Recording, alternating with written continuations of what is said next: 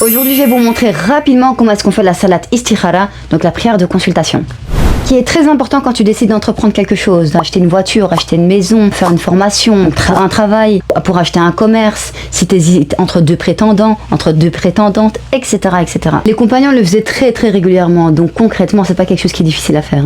Donc tu fais 2 unités de prière, ça se fait en dehors des prières obligatoires. Tu fais 2 rak'at. Donc, Allahu Akbar. Tu récites la Fatiha. Une fois que tu as fini de réciter la Fatiha, tu récites la sourate Al-Kafirun. Donc ensuite, Allahu Akbar. Donc tu fais le ruku'. Ensuite tu te relèves. Samiha Allahu liman hamida. Allahumma barak al-hamd. Ensuite tu pars en prosternation. Et en prosternation tu dis Subhana bil a'la, Subhana bil a'la, Subhana bil a'la 3 fois. Ensuite tu te redresses. Rabbi ighfirli, Rabbi ighfirli, Rabbi ighfirli 3 fois aussi si tu veux. Ensuite tu repars.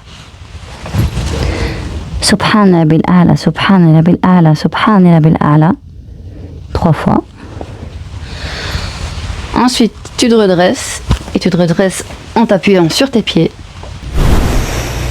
Et là, tu as fait ta première rak'at. Tu fais 2 fois ça et tu as fait tes 2 rak'at. C'est bon, c'est ok. Donc, une fois que tu as fini les 2 rak'at et que tu es à la dernière inclinaison, tu te redresses et tu fais ton at-tashahhud.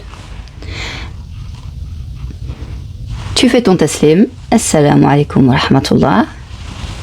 Assalamu alaikum wa rahmatullah. Et donc, une fois que tu as fini ces 2 rak'at, tu peux faire la prière de Al-Istikhara. L'invocation, c'est celle-ci. Je vais la faire en français parce que je suis une analphabète en arabe. C'est mon rêve le plus ultime dans cette dunya d'apprendre l'arabe, de le parler et d'écrire, mais toute chose vient en son temps. Donc, je la fais en français. C'est comme ça que je la fais. Je joue pas. Okay. Oh Allah, je te consulte par ta grandeur et je t'implore de m'accorder le pouvoir de ton pouvoir. Je te demande de ton immense générosité car tu es certes capable et je suis incapable. Tu sais tout tandis que moi, je ne sais pas. Et c'est toi le grand connaisseur de tout ce qui est invisible. Oh Allah, si tu sais que cette chose, et là tu dis ton amr. Donc, est-ce que cet homme est un bien pour moi? Est-ce que cette femme est un bien pour moi? Est-ce que ce projet est un bien pour moi? Est-ce que le moment où je vais entreprendre ce projet est un bien pour moi? Est-ce que je dois patienter? Est-ce que je dois le faire maintenant? Est-ce que je dois acheter cette maison? Est-ce que, sans les bas, pitié, mec, est-ce que je dois acheter cette voiture? Est-ce que je dois prêter de l'argent à un tel? Est-ce que je dois faire cette formation? Est-ce que tout est valable, tout. Si c'est important pour toi, tu fais la prière de consultation. Ensuite, tu poursuis et tu dis, donc, je répète. Oh Allah, si tu sais que cette chose est un... Donc tu nommes la chose, ton amr.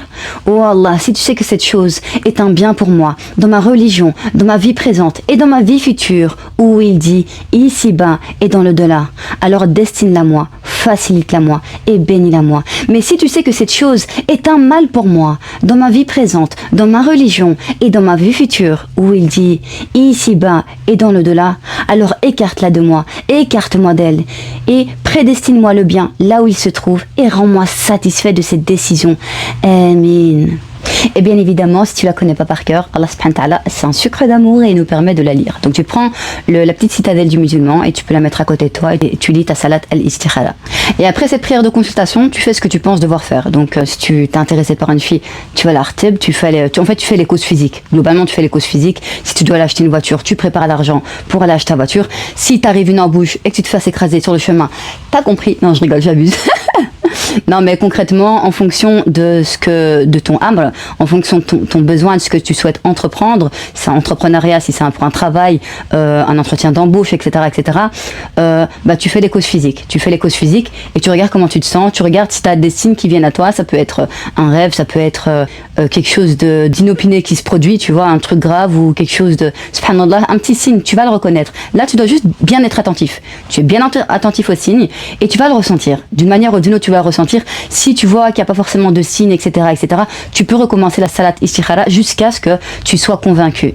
Globalement, c'est ça. Tu fais ta salat istikhara jusqu'à ce que tu sois convaincu que c'est une bonne chose pour toi et que tu ressentes en fait que les choses se facilitent. Si les choses elles se facilitent pour toi, go. Si tu vois que tu n'as que des embûches entre temps avec ta salat istikhara, tu te dis oui, mais que s'il m'arrive nanana, tu sais que c'est ton signe, ok? Et du coup voilà, j'espère que tu as bien compris. Si tu as des questions, quoi que ce soit, tu les poses en commentaire. Tu peux t'abonner aussi pour donner un peu de force. Et Et tu peux liker aussi pour donner plus de visibilité et pour faciliter encore plus de frères et sœurs. Et du coup, voilà, c'était tout pour moi. Donc je te fais plein de bisous.